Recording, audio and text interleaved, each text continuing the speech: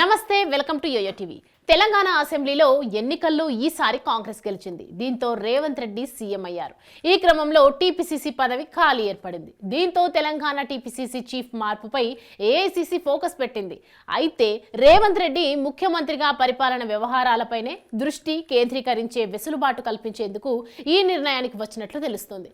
Assembly ఎన్నికల్లో Revanth Reddy success అయ్యారనే కోణం నుంచి లోక్సభ ఎన్నికలు ఆయన చేతుల మీదుగా జరిపించడం సహేతుకంగా ఉంటుందనే అభిప్రాయాలు ఉన్నాయి.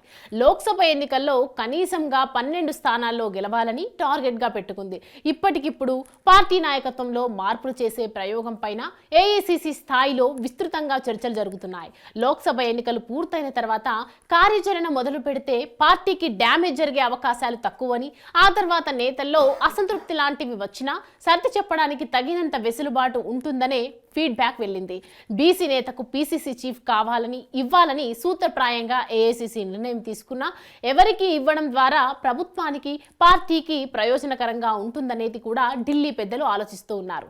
అయితే ఈ పీసీసీ పదవి కోసం చాలా మంది నాయకులు పోటీ పడుతున్నారు. వీరిలో అసెంబ్లీ టికెట్ ను త్యాగం చేసిన వారు, ఇప్పటికే సెకండ్ ర్యాంక్ లో ఉన్నవారు పార్టీ అగ్రనేతలకు లాయల్ గా ఉన్నారు. తాజాగా ఏఐసీసీ నుంచి సీనియర్ నేత ఒకరు రాష్ట్ర లీడర్ తో ఫోన్ మాట్లాడి పీసీసీ చీఫ్ మార్పుపై చర్చించడంతో మరోసారి ఈ అంశం తెర మీదకు వచ్చింది. ఇప్పటికిప్పుడు మార్చే ఉద్దేశంతో ఆ నేత ఫోన్ చేసి ఆరా తీశారా, లేక ఎవరెవరు ఆశిస్తున్నారనే అంశాన్ని తెలుసుకోవడానికి సంప్రదించారా అన్నది తెలియాల్సి ఉంది. అయితే అధిష్టానం మాత్రం సీనియారిటీ, సమర్థత కలిగిన వారికి పదవి కట్టబెట్టాలని చూస్తున్నట్లు సమాచారం. రేవంత్ తర్వాత అదే స్థాయిలో పార్టీని నడపగల దమ్మున్న నాయకుడు ఎవరో తెలియాలంటే కొద్ది రోజులు వెయిట్ చేయాల్సిందే.